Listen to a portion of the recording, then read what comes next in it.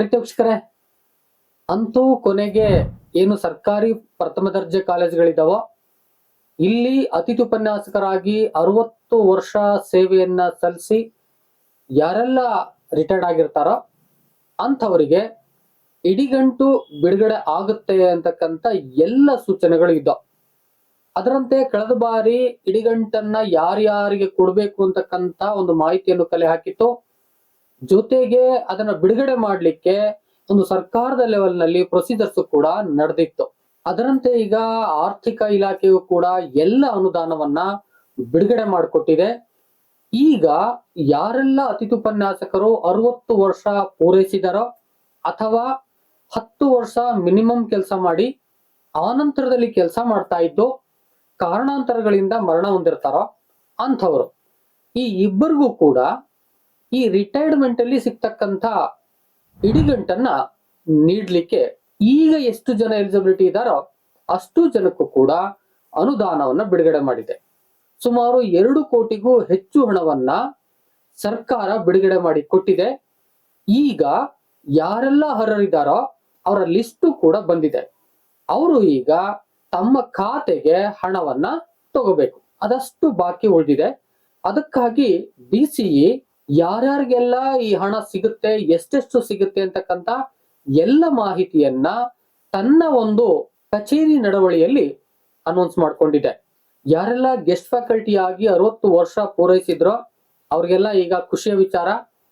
ಒಂದಷ್ಟು ಹಣ, ತುಂಬಾ ಹಣ ಅಂತ ನಾನು ಹೇಳಲ್ಲ, ಒಂದಷ್ಟು ಹಣ ಅವರ ಕೈ ಸೇರುತ್ತೆ. ರಿಟೈರ್ಮೆಂಟ್ ಆದ ಮೇಲೆ ಏನು ಸರ್ಕಾರಿ ಉದ್ಯೋಗಸ್ಥರಿದ್ದಂತ ಸಂದರ್ಭದಲ್ಲಿ ಅವ್ರಿಗೆ ಪಿಂಚಣಿಗಳು, ಬೇರೆ ಬೇರೆ ತರದ ಪಿಂಚಣಿಗಳಾಗ್ಬೋದು, ಸಿಗುತ್ತೆ ಅವ್ರಿಗೆ. ಆದ್ರೆ ಈ ಗೆಸ್ಟ್ ಫ್ಯಾಕಲ್ಟಿ ಆಗಿ ಕೆಲಸ ಮಾಡಿದವರಿಗೆ ಯಾವುದೇ ರೀತಿಯಾದಂತ ಸೌಲಭ್ಯ ಇರಲಿಲ್ಲ. ಆದ್ರೆ 23-24ನೇ ಅವಧಿಯಲ್ಲಿ ಸುದ್ದಿಗಳೆಲ್ಲ ಬಂದಂತ ಸಂದರ್ಭದಲ್ಲಿ ಆ ಇಡಿಗಂಟನ್ನ ನಾವು ಕೊಡ್ತೀವಿ, ಒಂದು 5 ಲಕ್ಷ ರೂಪಾಯಿಗಳನ್ನ ಅವರು ರಿಟೈರ್ಡ್ ಆದಾಗ ಕೊಡ್ತೀವಿ ಅಂತ ಹೇಳಿ ಸರ್ಕಾರ ಅನೌನ್ಸ್ ಮಾಡಿತ್ತು. ಅದರಂತೆ ಈ ಕಾಂಗ್ರೆಸ್ ಸರ್ಕಾರ ಈಗ ಏನ್ ಮಾಡಿದೆ, ಇಡಿಗಂಟನ್ನ ಬಿಡುಗಡೆಯೂ ಕೂಡ ಮಾಡಿದೆ. ಅದನ್ನ ಫಲಾನುಭವಿಗಳು ಈಗ ತಗೊಳ್ತಾರೆ. ಹಣ ಎಷ್ಟೇ ಆಗ್ಬೋದು, ಆದ್ರೆ ಹೇಳ್ಕೊಂಡಂತ ಹಣವನ್ನ ಬಿಡುಗಡೆ ಮಾಡಿದೆ ಸರ್ಕಾರ, ಅದು ಖುಷಿಯ ವಿಚಾರನೆ.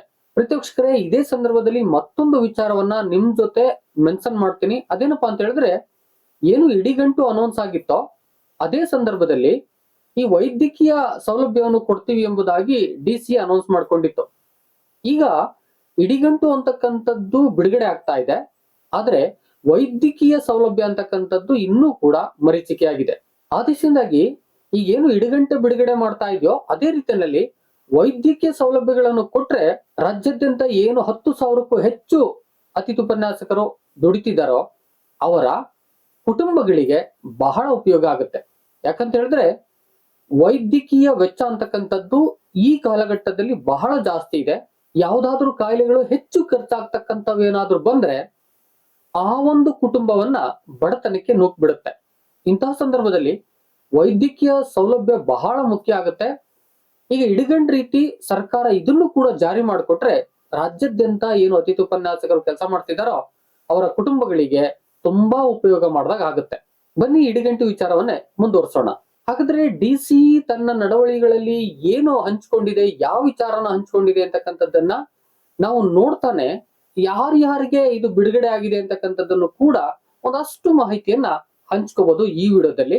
ಬನ್ನಿ ವಿಡಿಯೋನ ಮುಂದುವರಿಸೋಣ. ಅದಕ್ಕೂ ಮುನ್ನ ಯಾರೆಲ್ಲ ನನ್ನ ಚಾನಲ್ಗೆ ಫಸ್ಟ್ ಟೈಮ್ ಬಂದು ಸಬ್ಸ್ಕ್ರೈಬ್ ಆಗದೆ ವಿಡಿಯೋ ನೋಡ್ತಾ ಇದ್ರೋ ದಯವಿಟ್ಟು ಸಬ್ಸ್ಕ್ರೈಬ್ ಮಾಡ್ಕೊಳ್ಳಿ, ಆ ಮೂಲಕ ಸಪೋರ್ಟ್ ಮಾಡ್ತೀರಿ. ನಾನ್ ಮಾಡ್ತಕ್ಕಂಥ ಇನ್ಫಾರ್ಮೇಟಿವ್ ವಿಡಿಯೋಗಳೆಲ್ಲ ನಿಮ್ಗೆ ಬಂದು ತಕ್ಷಣದಲ್ಲಿ ತಲುಪಬೇಕು ಅಂತ ಹೇಳಿದ್ರೆ ಪಕ್ಕದಲ್ಲೇ ಇರೋ ಬೆಲ್ ಬಟನ್ ಕ್ಲಿಕ್ ಮಾಡಿ ಆಲ್ ಅಂತ ಸೆಲೆಕ್ಟ್ ಮಾಡ್ಕೊಳ್ಳಿ. ಪ್ರೀತಿವೀಕ್ಷಕರೇ, 25-26ನೇ ಆಯವ್ಯಯ ಸಾಲಿನಲ್ಲಿ ಕಾಲೇಜು ಶಿಕ್ಷಣ ಇಲಾಖೆ ವ್ಯಾಪ್ತಿಯ ಸರ್ಕಾರಿ ಪ್ರಥಮ ದರ್ಜೆ ಕಾಲೇಜುಗಳ ಪ್ರಾಂಶುಪಾಲರುಗಳಿಗೆ ವೇತನೇತರ ವೆಚ್ಚಗಳಿಗಾಗಿ ಅನುದಾನ ಬಿಡುಗಡೆ ಮಾಡುವ ಬಗ್ಗೆ, ವೇತನವನ್ನ ಉಳಿದಂತೆ ಯಾವ್ಯಾವ ಅನುದಾನಗಳಿರ್ತಾವೋ ಅವುಗಳನ್ನ ಬಿಡುಗಡೆ ಮಾಡುವಂತೆ ಅಂತ ಹೇಳಿದ್ದಾರೆ. ಅದರಲ್ಲಿ ಈ ಒಂದು ಇಡಿಗಂಟು ಬಂದಿದೆ. ಇಡಿಗಂಟು ಬಗ್ಗೆ ಅವ್ರು ಹೇಳ್ತಾ ಇದ್ದಾರೆ.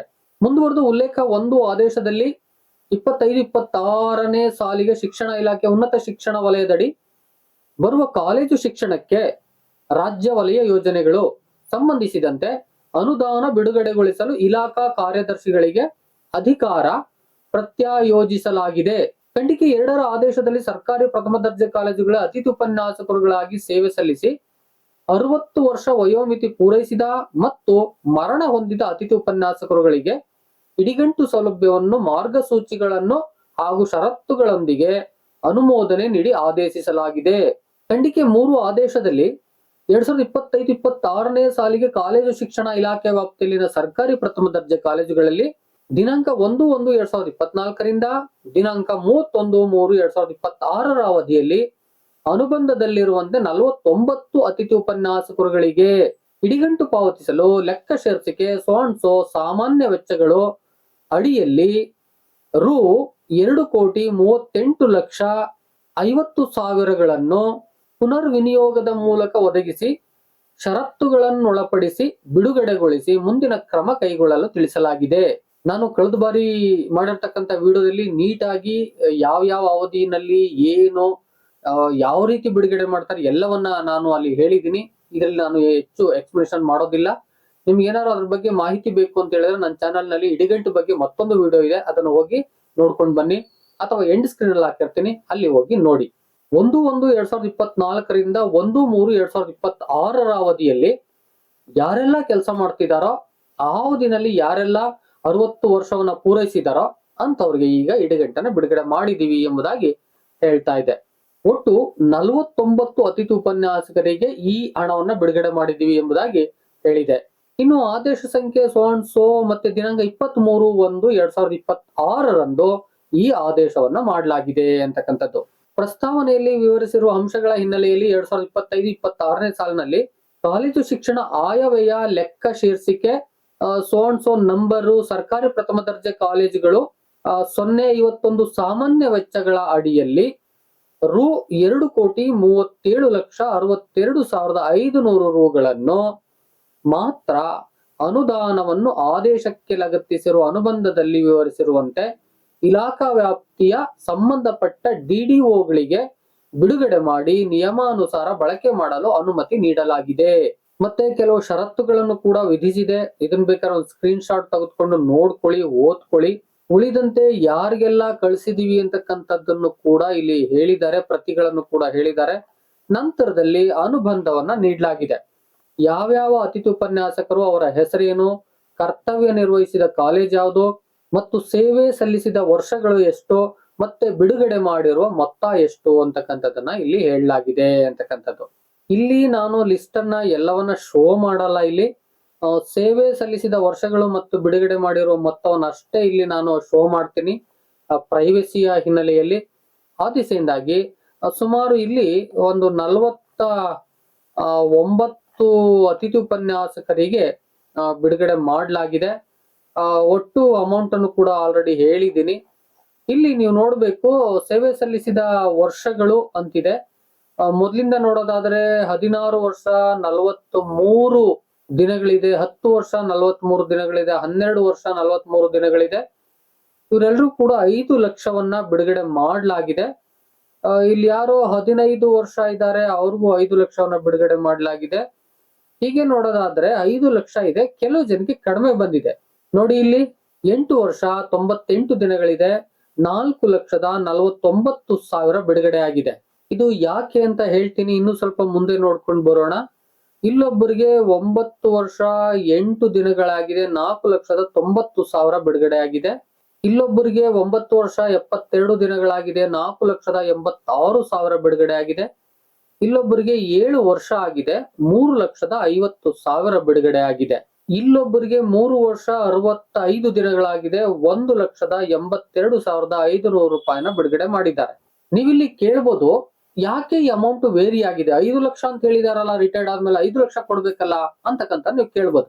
ಇಲ್ಲಿ ಅಮೌಂಟ್ ಯಾಕೆ ವೇರಿ ಆಗಿದೆ ಅಂತಕ್ಕಂತ ನೋಡೋದಾದ್ರೆ, ಯಾರೆಲ್ಲ ಈ ಅವಧಿ ಇದೆಯಲ್ಲ 24ರಿಂದ 26ರ ಅವಧಿನಲ್ಲಿ 10 ವರ್ಷ ಪೂರೈಸಿರ್ಬೇಕು ಅಂತಿದೆಯಲ್ಲ, ಈ ಒಂದು ಹಿನ್ನೆಲೆಯಲ್ಲಿ ಅವರು 60 ವರ್ಷವನ್ನು ಪೂರೈಸಿದ್ದಾರೆ. ಆದ್ರೆ ಈ ಅವಧಿಗೆ 24ರಿಂದ 26ರ ಅವಧಿಯ ನಡುವೆ ಅವರು 10 ವರ್ಷ ಪೂರೈಸಿರೋದಿಲ್ಲ. 60 ವರ್ಷ ಪೂರೈಸಿರ್ತಾರೆ, ಆದ್ರೆ ಅವ್ರ 10 ವರ್ಷ ಸೇವೆ ಇರೋದಿಲ್ಲ. ಆ ದಿಸೆಯಿಂದಾಗಿ ಅವರು ಎಷ್ಟು ವರ್ಷ ಸೇವೆಯನ್ನ ಮಾಡಿದ್ದಾರೆ, ಈ ಅವಧಿಗೆ ಎಷ್ಟು ವರ್ಷ ಸೇವೆ ಆಗುತ್ತೋ ಅವ್ರದ್ದು, ಜೊತೆಗೆ ಅವರು ರಿಟೈರ್ಡ್ ಆಗಿದ್ದಾರೋ ಆ ಅವಧಿಯನ್ನ ಕನ್ಸಿಡರ್ ಮಾಡಿ ಮೊದಲೇ ಅವರು ಹೇಳಿದಂತೆ ವರ್ಷಕ್ಕೆ 50,000ದಂತೆ ಲೆಕ್ಕ ಹಾಕಿ ಬಿಡುಗಡೆ ಮಾಡ್ತಾರೆ. ಅದರಲ್ಲಿ ವರ್ಷಗಳು ಕಡಿಮೆ ಆದ್ರೆ ಅವ್ರಿಗೇನಾಗುತ್ತೆ, ಹಣನೂ ಕೂಡ ಕಡಿಮೆ ಆಗುತ್ತೆ. ಈ ಹಿನ್ನೆಲೆಯಲ್ಲಿ ಅವ್ರಿಗೆ ಕಡಿಮೆ ಅಮೌಂಟ್ ಸಿಗ್ತಾ ಇದೆ, ಆದ್ರೆ ರಿಟೈರ್ಡ್ ಆದ್ಮೇಲೆ ಸಿಗ್ತಾ ಇದೆ ಅಂತಕ್ಕಂಥದ್ದು. ಪ್ರೀತಿವೀಕ್ಷಕರೇ, ಕಂಪ್ಲೀಟ್ ವಿಚಾರ ಅರ್ಥ ಆಗಿದೆ ಅಂತ ಅನ್ಕೋತೀನಿ. ಏನಾದ್ರೂ ಹೇಳ್ಬೇಕು ಕೇಳ್ಬೇಕು ಅಂತ ಹೇಳಿದ್ರೆ ತಪ್ಪದೆ ಕಾಮೆಂಟ್ ಮಾಡಿ. ಮತ್ತೆ ವಿಡಿಯೋ ಇಷ್ಟ ಆಗಿದ್ರೆ ಒಂದು ಲೈಕ್ ಮಾಡೋದನ್ನ ಮರಿಬೇಡಿ. ಜೊತೆಗೆ ಈ ವಿಡಿಯೋ ಅತಿಥಿ ಉಪನ್ಯಾಸಕರಿಗೆ ಕರ್ನಾಟಕದಾದ್ಯಂತ ಮಾಹಿತಿಗಾಗಿ ಬೇಕಾಗುತ್ತೆ, ದಯಮಾಡಿ ಶೇರ್ ಮಾಡಿ. ಮತ್ತೊಂದು ಇನ್ಫಾರ್ಮೇಟಿವ್ ವಿಡಿಯೋ ಜೊತೆ ನಿಮ್ಮೊಟ್ಟಿಗೆ ಬರ್ತೀನಿ. ಅಲ್ಲಿವರೆಗೆ thank you and all, love you all. Video ನೋಡಿದ ಪ್ರತಿಯೊಬ್ಬರಿಗೂ ಕೂಡ ಅನಂತ ಧನ್ಯವಾದಗಳು. ಮತ್ತೆ ಭೇಟಿ ಆಗ್ತಿರೋಣ.